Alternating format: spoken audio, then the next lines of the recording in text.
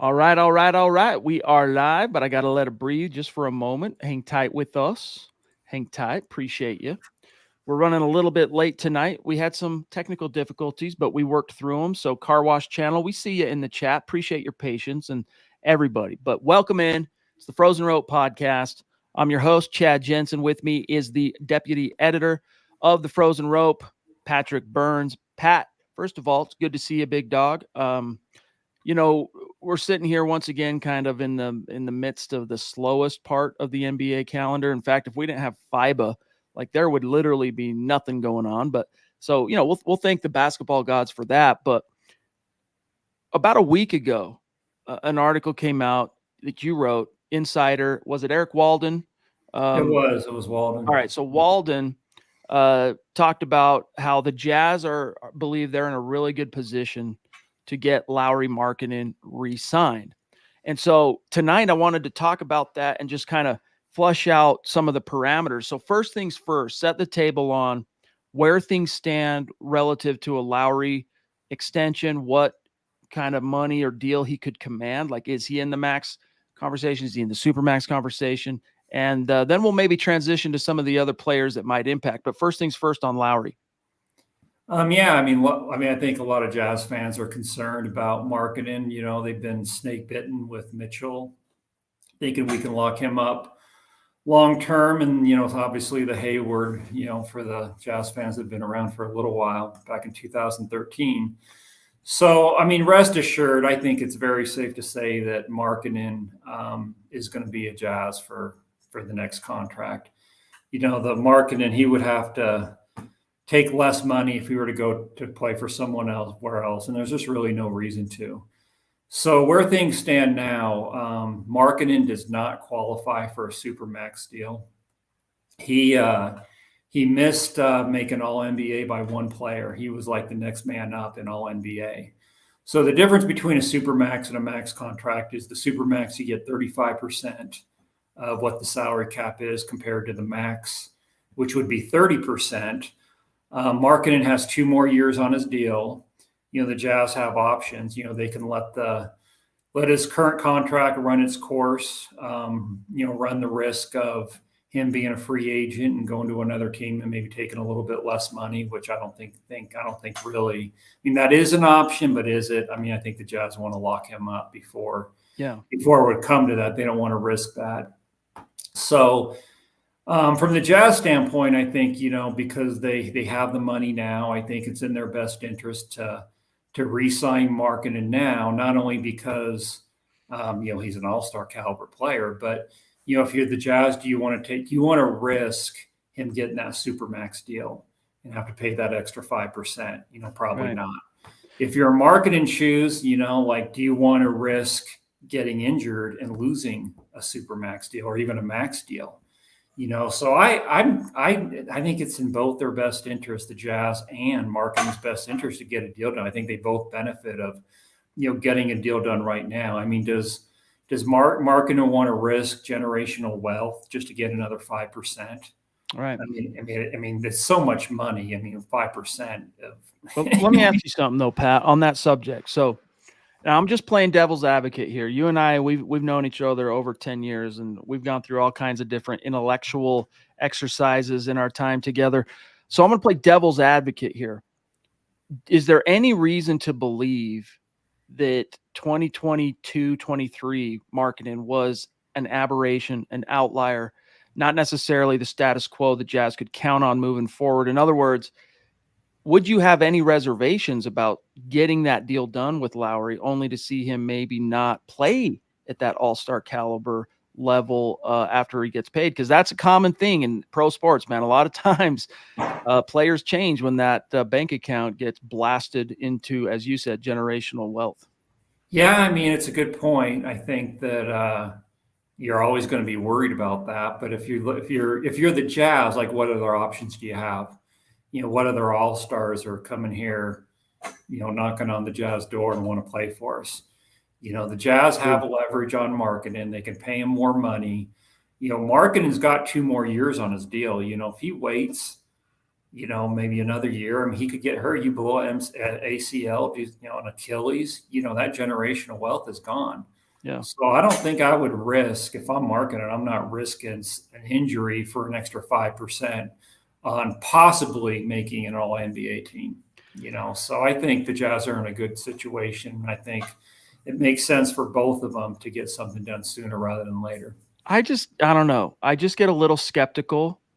Maybe it's unfair to categorize Lauri as a one-year wonder. But I get a little skeptical about racing to pay guys who coming off a tentpole type of season that in and of itself was semi-outlier. So, for example, let's just take a look at this real quick. All right. Okay. Lauri Markkanen lands in the league 2017, right, with the Chicago Bulls. Goes on to, in year one, average 15 points. Year two, 18 points. Year three, drops back down to 14.7 points. Year four, under 14 again. Year five, and so this is his last year before he came to Utah, that one season in Cleveland, basically 15 points a game, and then kaboom, year six in Utah, nearly 26 points per game. Now, obviously, his minutes share correspondingly, matches the rise in points, but not by that much. I mean, he was getting 31 minutes per game with the Cavaliers the year prior, and that climbed to 34 and a half. So with the Jazz. So I guess what I'm getting at is it was such a meteoric rise. I do attribute that, not to take anything away from Lauri, because Lauri proved that, last year anyway, he was an all-star, period, end of story. He was an all-star. But how much of that is the environmental effect, or let's say the coaching, the culture, coming to a team in Utah that said, we're going to make you our guy? Right. Would that opportunity exist for him elsewhere? Like in the case of Gordon Hayward, in the case of other players, I mean, Donovan had to deal with this with Darren back in the day. They think the grass is greener a lot of times, right? That there's always a better opportunity somewhere else. Markkanen, I got to assume, Pat, is smart enough to realize that however you want to explain it, the stars aligned in Utah. So right. This is maybe where I want to be, where I want to stay. No question. I mean, he's been at two different places where he wasn't the focal point. Back when his last year in Cleveland, what was he, option number 4 on that team, and he still averaged 15 points a game. So yeah, I mean, he's in a place where he's the number one option. He's not only scoring a lot of points for the Jazz, but he's a pretty efficient player. Yeah. I would say the one thing that he lacks is he doesn't create a lot for other people. He doesn't get a lot of assists, but he's an all-star. I mean, there's no question. Like, I don't think you can look at stats all day, but if you watch the games, he's definitely an all-star. I mean, he can score at all 3 different levels. He's 7 feet. He's got guard skills. Yep. It's a really good situation for both of them to be in. And I would like to see them lock him up now. Like, I don't see why they wouldn't, but we'll see. If Markkanen wants to roll the dice and try to get that super max deal, then I guess he could do that, but I don't see it playing out that way. I think they get something done during the season. Ironically, on the subject of helping to create for others, he had his best season as a pro in that department. Now, we're talking about negligible fractions of a point here, but he averaged just under 2 assists a game, so 1.9. Right. His previous career high, year 3, 1.5. But it's still, I agree, lower than where you want it to be.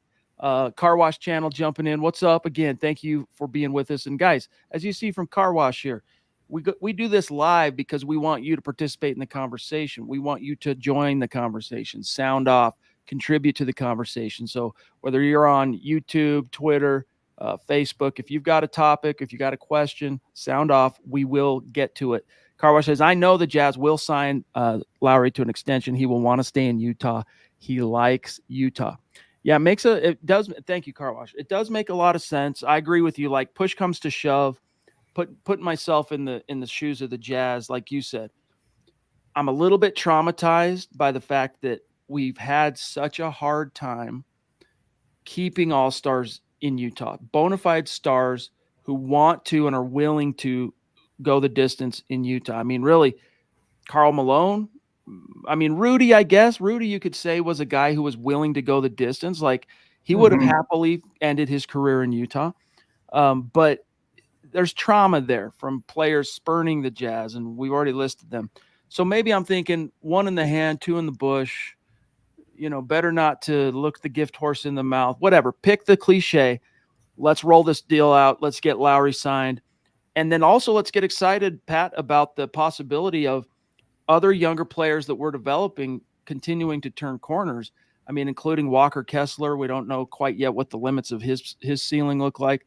But let's talk for a second. Let's say Lauri gets the extension, all right, gets a max deal. Yeah. What's the trickle-down effect on Colin Sexton? What's the trickle-down effect on some of the other key guys? Yeah, I was looking at Jordan Clarkson's contract, and it was interesting. Like, he signed that three-year deal where he's making, I think, $23 million his first year, and then it goes down to like $14 million the second and third year. Which, can you look at it two different ways? Why did the Jazz do that? He has that $14 million hit next year, not this year. And that helps the Jazz in two ways. Number one, if they decide to keep Jordan Clarkson, they front loaded his contract this year where they don't need the cap space. They have the money to pay him, maybe to overpay him where it's not that big of a deal. Mm-hmm. And then when it goes down to $14 million next year, it's twofold. Number one, it helps the Jazz because they've got more cap space for that marketing extension, and then to maybe bring another player in. But it also makes Jordan Clarkson more attractive in a trade. If you're paying Jordan Clarkson $20 million a year, for 2 years compared to what he's got going on, $14 million a year. And you're in the 2024, 25, 26.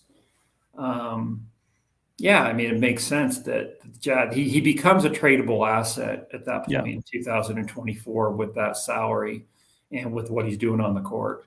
So I don't know if the Jazz did that because they want to possibly trade him, or just because they want more cap space in those years, or just maybe both. It gives them more options. I think it does make sense to, if they're kind of preempting the possibility of a max deal for Lauri, it does make sense for them to start maneuvering to free up space for the 2024-25 season. But look, as you mentioned, Pat, he's going to make $23.5 million this year. Mm-hmm. This is according to Spot Rack, all right? And then if you go to the extension, the new money, all right, 24-25 at age 32, set to make just shy of 14.1 million, and that's the cap hit. And then 25-26 at age 33, we'll call it 14.3 million. So that's a bargain, I think, still. Like, if you're able to get